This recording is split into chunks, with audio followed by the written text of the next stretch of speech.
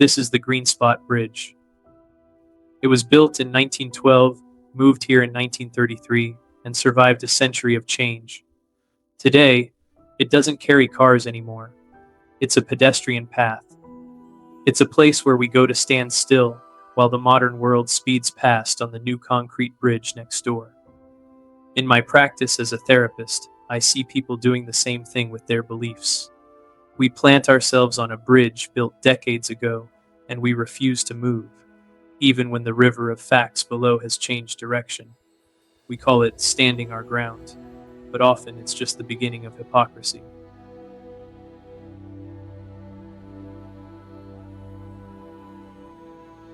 As a therapist, I'm fascinated by a phenomenon called cognitive dissonance.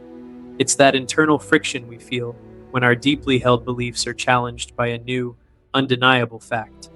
It's a mental itch that demands to be scratched. When we fly the Avata 2 under this bridge, we leave the clean, paved surface behind and see the parts people prefer to ignore.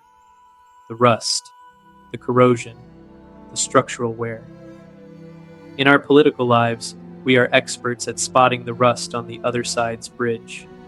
We point at their cracks and demand they be torn down.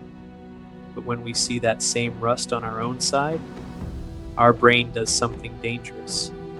It starts to minimize. Minimalization is a defense mechanism. We tell ourselves, it's not that big of a deal, or the other side is still worse, or the ends justify the means. We build these mental walls to protect our tribe because in the modern world, our political views have become our identity. If I admit my side is hypocritical, my brain tells me that I am a hypocrite. To avoid that pain, we ignore the underbelly. We choose the comfort of the lie over the weight of the truth, never realizing that a bridge held together by excuses eventually loses its power to connect anyone. Watch how this drone has to thread the needle to avoid a crash. In our current political climate, we do the same thing with logic. We perform high-speed mental gymnastics to avoid the pillars of truth. When our side is caught in a contradiction, we create irrational excuses. We use motivated reasoning to fly through the facts without ever touching them. We'd rather perform a dangerous stunt of logic than admit that our bridge might be failing. We create nuance for our friends and hypocrisy for our enemies, never realizing that the structure of our character is what's actually at stake. The irony is that this bridge is now for pedestrians and bikes. It's meant for a human pace. But political hypocrisy thrives on speed, on the fast twitch reaction of a social media post or a 24-hour news cycle. If we want to stop being hypocrites, we have to slow down. We have to walk the length of our own beliefs and look at the rivets.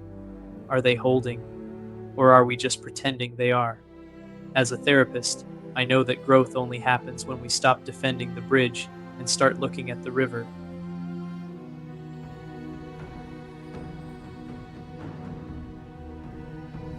You don't have to tear down your bridge to be honest about its flaws. Integrity is being willing to say, I was wrong, or this part of my belief system doesn't hold weight anymore.